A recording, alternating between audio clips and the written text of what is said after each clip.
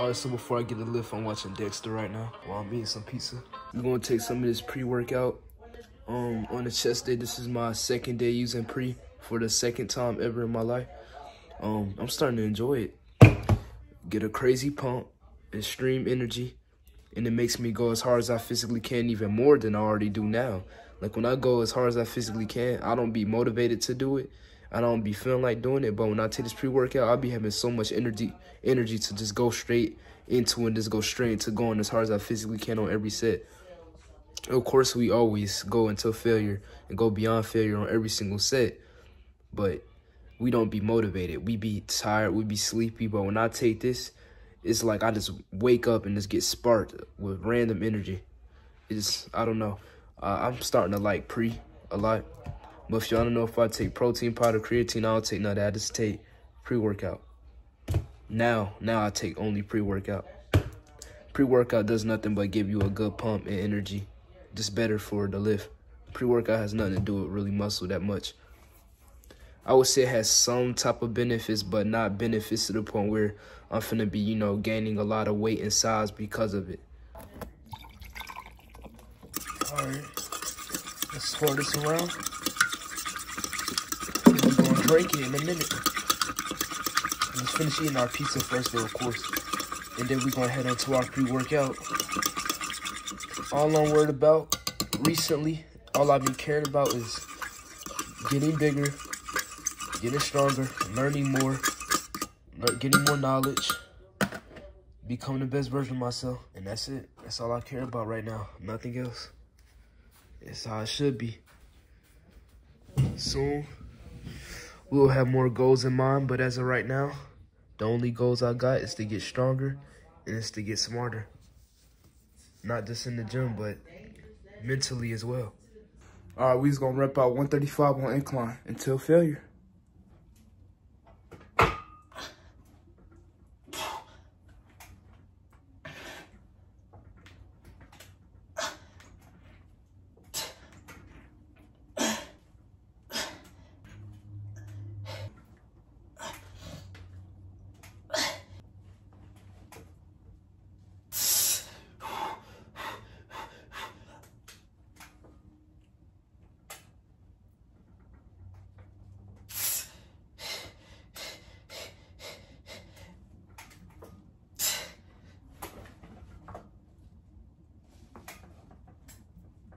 Right now, we're gonna drop the weight and go really light, and we're gonna make sure we go as slow and controlled as possible to get that upper chest flowing.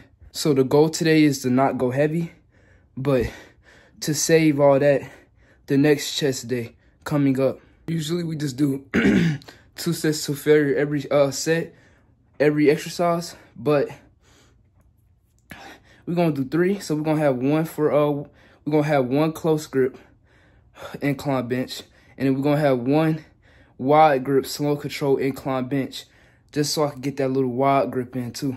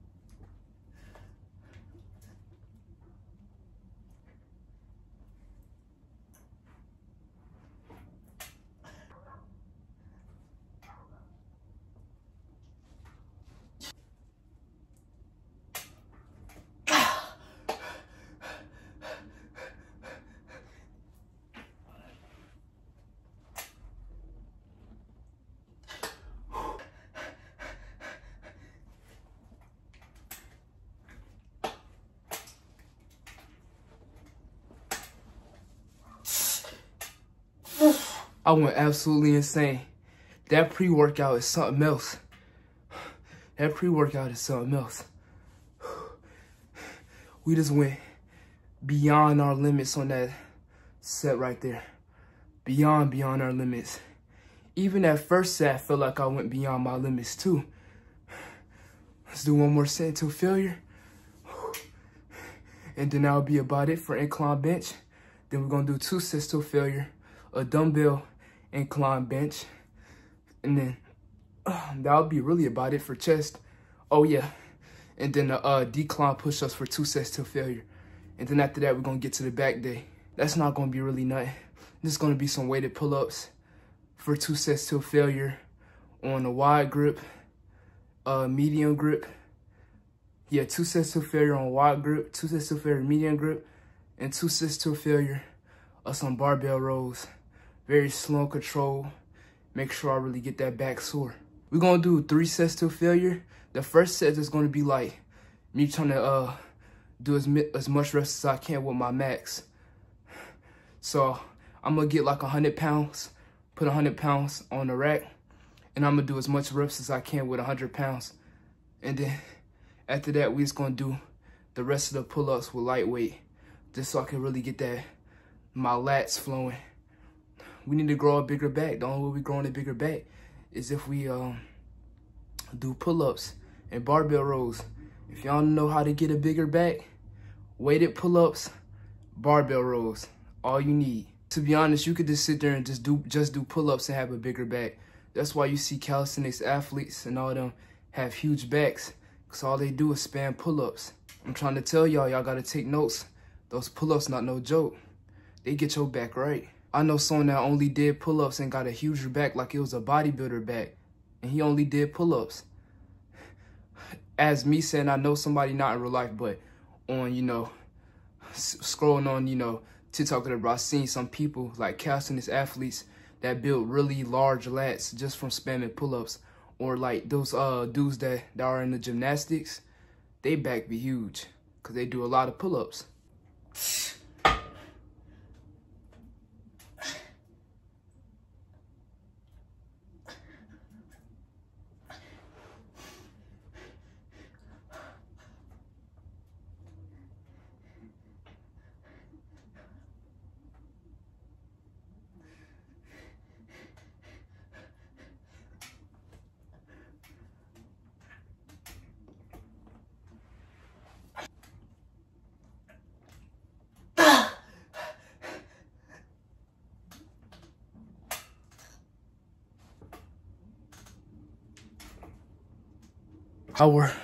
Our chest is sore.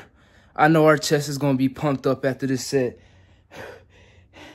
And me taking this pre-workout is gonna give me an even amazing pump. The pump gonna be crazy. I heard pre-workout be giving you crazy pumps too. Let's take this bar off the rack and then do some decline push-ups. I did 2 sets to failure. I just ain't show the full extended part because my feet was blocking the camera. I low-key forgot that I was supposed to do the dumbbell press first, but that doesn't matter. We finna get to it right now. Matter of fact, low-key, I'm thinking dumbbell press is like, well, any incline press in general I do, it's just very entertaining to do. Like back then, I used to think it like, incline dumbbell press was boring. But that's when I ain't really have any weights like that. That's when I only had like 2 30-pound dumbbells and 1 25-pound. Now I could use 45-pound dumbbells that still aren't heavy for me. Coming from someone that could literally incline dumbbell press 100-pound dumbbells for like 2 reps. 45 pounds is still going to feel heavy. Especially after I do a bunch of incline bench press sets for a long time, or if I do weighted dips for a long time. If I end off with, any type of dumbbell press exercise, that way it's going to feel heavy still because of all the, fatigueness from all the other exercises I did, which is perfect. Because who wants to have a minute-long set or 2-minute-long sets? That pre got me itching like I'm a crackhead or something. I'm itching like crazy. Whole hand tickling and everything.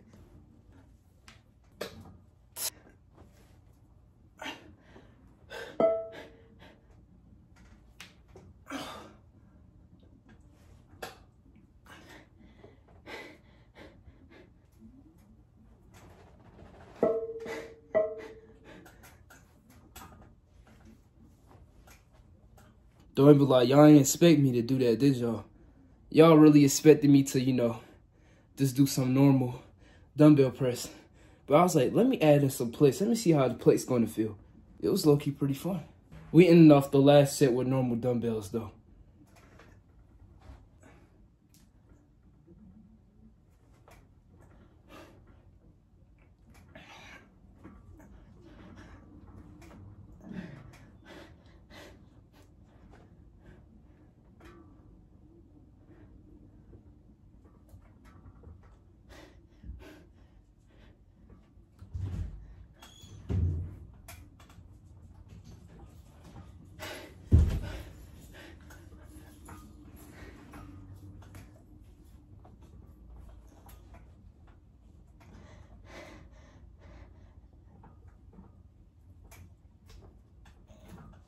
Okay, yeah, we done flexing now. Let's go ahead and do the back. Let's take a breather, though. Let's drink some water, you know, breathe a little bit, and then we're going to move on the back. I don't want to be, you know, half sleep trying to do back. You know, then it's going to be hard for me to go to failure because I'm so fatigued.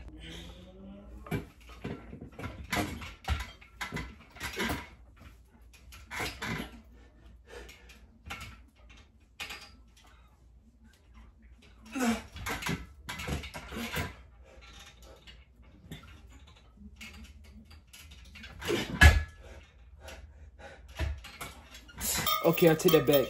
We will be doing way more sets than I expected, only because we're drop setting a lot.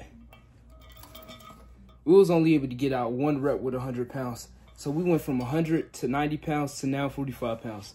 I really do want to get better at pull-ups because pull-ups is like my, you know, my weakest trait in weighted calisthenics. Because when it comes to dips is more of my more dominant side. When it comes to, you know, weighted calisthenics, I feel like my back needs to be stronger than this. So we'll eat more and continue training, and soon we'll be repping out way more weight doing pull-ups.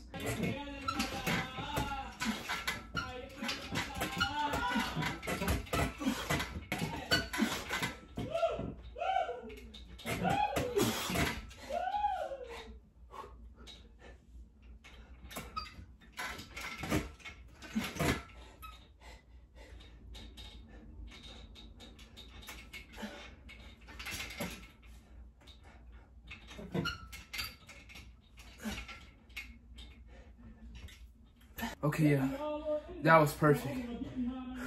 Let's do some medium grip sets. We're gonna use the same weight. We're just gonna rep out with some medium grip for 2 more sets till failure.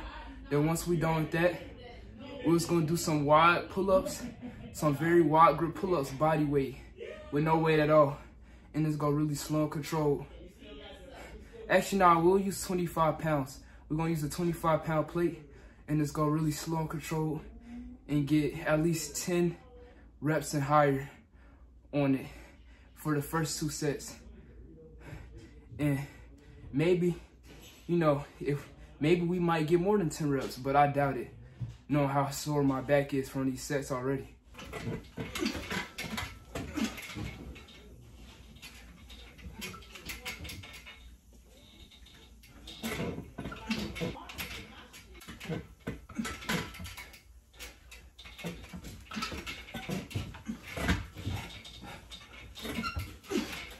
Take a breather, and then we're gonna do some wide pull-ups.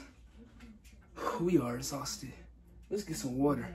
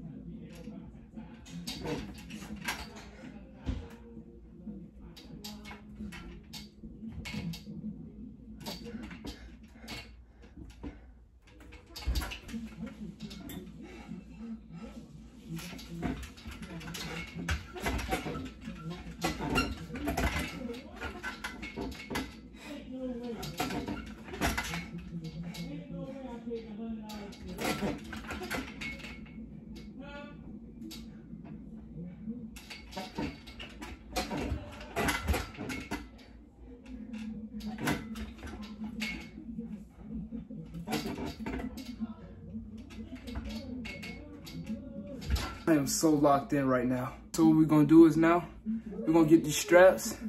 We're not gonna use no heavy weight. Today, we're gonna go light. We're not gonna go heavy. I say the next chest and back day I do, if I'm the, let's see, I could go heavy, but again, I'm literally out of breath. So if I try to do like a weight, a set of 205, of me rowing 205, 245s, plus the bar weight, plus 225s on each side, plus 245s on each side, you know, I'm gonna be freaking exhausted. Even if I try to get that weight up, I'm gonna get a couple of reps, but I'm gonna be tired after the 3rd, 5th rep. Cause my max barbell row is 225.